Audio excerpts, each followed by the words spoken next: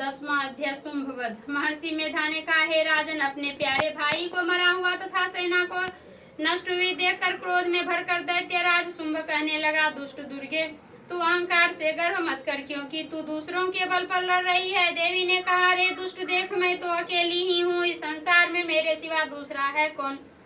ये सब मेरी शक्तियां हैं, देख, ये सब की सब मुझ में प्रविष्ट हो रही है। इसके पश्चात ब्राह्मणी आदि सब देवियां उस देवी के शरीर में लीन हो गई और देवी अकेली रह गई।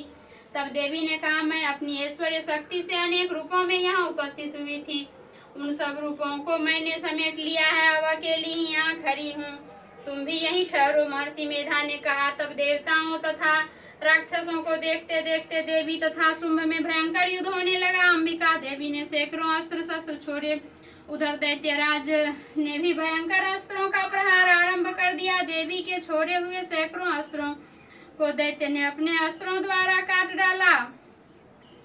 इसी प्रकार शुंभ ने जो अस्त्र छोड़े उनको देवी ने अपने भयंकर हुंकार के द्वारा ही काट डाला। दैत्य ने जब सैकड़ों बाणों के प्रहार से देवी को ढक दिया, तब क्रोध में भरकर देवी ने भी अपने बाणों से उसके धनुष को काट डाला। धनुष के कट जाने पर दैत्येंद्र ने शक्ति चलाई, लेकिन देवी ने उसे भी काट कर फेंक दिया। फिर दैत्येंद्र चमकती हुई ढाल लेकर देवी की ओर दौड़ा, किंतु जब वह देवी के समीप पहुंचा तो देवी ने अपने तीक्ष्ण बाणों से उसकी चमकने वाली ढाल को भी काट डाला। फिर दैत्येंद्र का घोड़ा मर गया, रथ टूट गया, सारथी मारा गया। वह भयंकर मुदगर लेकर देवी पर आक्रमण करने के लिए चला, किंतु देवी ने अपने तीक्ष्ण बाणों से उसके मदगर को भी काट डाला।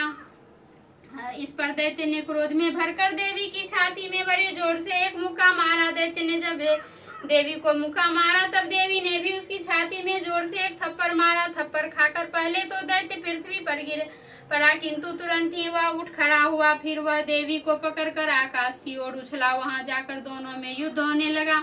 वह युद्ध ऋषियों व देवताओं को आश्चर्य में डालने वाला था। देवी आकाश में दैत्य के साथ बहुत देर तक युद्ध करती रही। फिर देवी ने उसे आकाश में घुमाकर पृथ्वी पर पटक दिया। दुष्ट आत्मा दैत्य पुनः उठकर देवी को मारने के लिए दौड़ा। तब उसको अपनी ओर आता हुआ देखकर देवी ने उसकी छाती विदीर्ण करके उसको पृथ्वी पर पटक दिया। देवी के त्रिशूल से घायल होने पर उस दैत्य के प्राण पखेरु उड़ गए और उसके मरने पर समुद्र, द्वीप, पर्वत और पृथ्वी सब कांपने लग गए।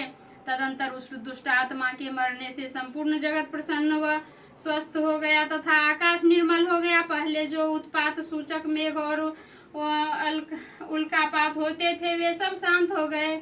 उसके मारे जाने पर नदियां अपने ठीक मार्ग से बहने लगी। संपूर्ण देवताओं का हृदय हर्ष से भर गया और गंधर्व स्त्रियां सुंदर गाने लगी, गंधर्व बाजे बजाने लगे और अप्सराएं नाचने लगी। पवित्र वायु बहने लगी, सूर्य की कांति स्वच्छ हो गई। यज्ञशालाओं की बुझी हुई अग्नि अपने आप प्रज्वलित हो उठी और तथा चारों दिशाओं में शांति फैल गई। 10वां अध्याय समाप्त।